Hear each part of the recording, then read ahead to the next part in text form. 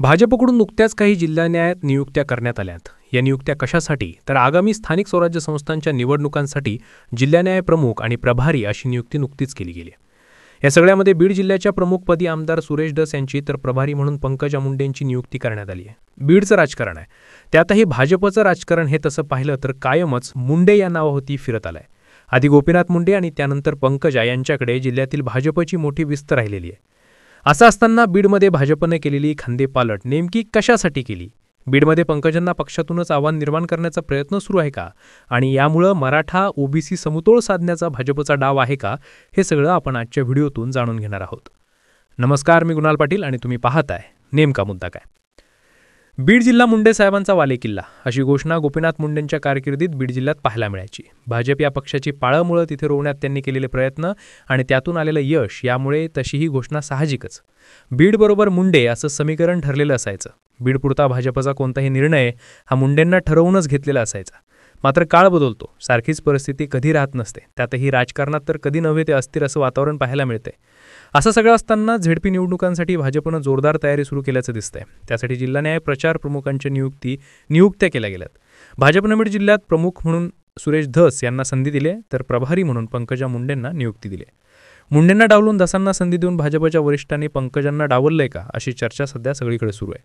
मुंडेंचा बालेकिल्ला बीड जिल्हा ही ओळख पुसण्याचं काम सुरू आहे का अशी चर्चा आहे। मात्र यात कितपत तथ्य हे समजून घेण्याआधी बीडचं स्थानिक राजकारण समजून घेतलं पाहिजे। जिल्हा परिषदेच्या संदर्भात पाहायचं झाल्यास बीड जिल्हा परिषदेत पक्षांपेक्षा गट लढतात असं म्हणावं लागेल। प्रत्येक आमदाराचा पक्षविरहित असा स्वतंत्र गट असतोच। त्यामुळं झेडपीवर सत्ता नेमकी कोणत्या पक्षाची आली आणि अध्यक्ष कोणत्या पक्षाचा होणार हे प्रत्यक्ष अध्यक्षपदाची निवडणूक झाल्याशिवाय समजतही नाही। त्याला आपण पोस्ट इलेक्शन्स अलायन्स असं म्हणतो, तसा प्रकार बीडमध्ये पाहायला मिळतो। मागच्या काही निवडणुकात अशीच परिस्थिती दिसून आली आहे। त्यामुळं काकू, नाना गट, शिवसंग्राम गट, पंडित गट, धस गट, सोळंके गट असे स्थानिक गट बीडमध्येही दिसून येतात।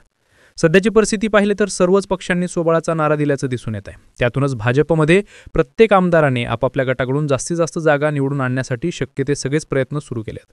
त्यातूनच अनेक पक्षप्रवेश सुद्धा होत आहेत। आता राहतो विषय तो भाजपचा। भाजपची प्रमुख भिस्त याआधी पंकजा मुंडेंवर होती। लोकसभा आणि विधानसभा निवडणुकांदेखील त्यांच्याच नेतृत्वात भाजपनं निवडणूक लढवली। दोन्ही निवडणुकांमध्ये पंकजांना धनंजय मुंडेंची साथ मिळाली। भाऊ बहीण एकत्र आल्यानं लोकसभा वगळता बाकी विधानसभेत अपेक्षित असं यश देखील मिळालं। असं असताना धसांना दिलेल्या जबाबदारीतून पंकजांना डावललं गेलंय का हा प्रश्नच आहे।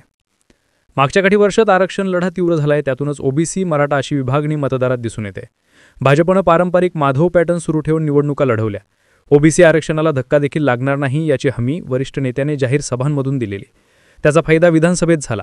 असं असताना काहीसा दुरावलेला मराठा मतदार आपल्याकडे वळवण्याचा प्रयत्न भाजपचा दिसून येतोय। त्यातूनच सुरेश धस यांची प्रमुख पदावर नियुक्ती केली। याखेरीज पुढच्या लोकसभा आणि विधानसभा निवडणुका सोबळावर लढण्याची तयारी भाजपनं सुरू केल्याचं दिसतंय। त्यामुळे विधानसभानिहाय पक्षप्रवेश आपल्याला दिसून येत आहेत। पुढच्या लोकसभा निवडणुकीत उमेदवार म्हणून बीड मतदारसंघात सुरेश धस यांना प्रोजेक्ट करण्याचं काम सुरू असल्याचं सुद्धा बोललं जात आहे।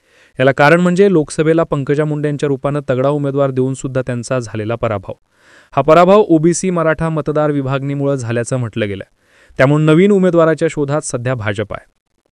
हा उमेदवार सुरेश धसांच्या रूपाने मिळालाय अशी ही चर्चा सध्या सुरू आहे। या चर्चेला आणखी बळ मिळालं ते या नियुक्तीनं। या व्यतिरिक्त दुसरा महत्त्वाचा मुद्दा म्हणजे वरिष्ठांकडून मुंडेंना का डावललं जात आहे। हा मुद्दा तसा गैरलागू ठरतोय असं म्हणता येईल। त्याचं कारण म्हणजे लोकसभेतील पराभवानंतर पंकजांना विधान परिषदेवर आमदार म्हणून घेतलं गेलं। सत्ता आल्यानंतर कॅबिनेट मंत्रिपदावर सुद्धा त्यांची वर्णी लागली आहे। त्यामुळे पंकजांना डावललं गेलंय अशी परिस्थिती नसली तरी त्यांना पर्याय शोधला जातोय का हे पाहणं महत्त्वाचं ठरेल।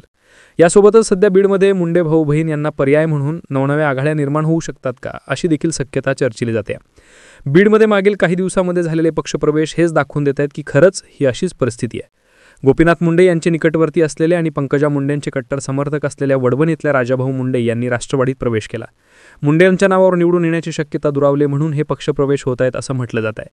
त्यामुळे बीडमध्ये मुंडेंना पर्याय शोधून आगामी निवडणुका भाजपसहित सर्व पक्ष लढवण्याच्या तयारीत आहेत। त्यामुळे बीड जिल्हा मुंडेंचा बालेकिल्ला राहील की नाही हे आगामी काळात स्पष्ट होईलच। याबद्दल तुम्हाला काय वाटतं हे कमेंट करून नक्की सांगा आणि अशाच माहितीसाठी नेमका मुद्दा काय यूट्यूब चॅनलला सबस्क्राईब करायला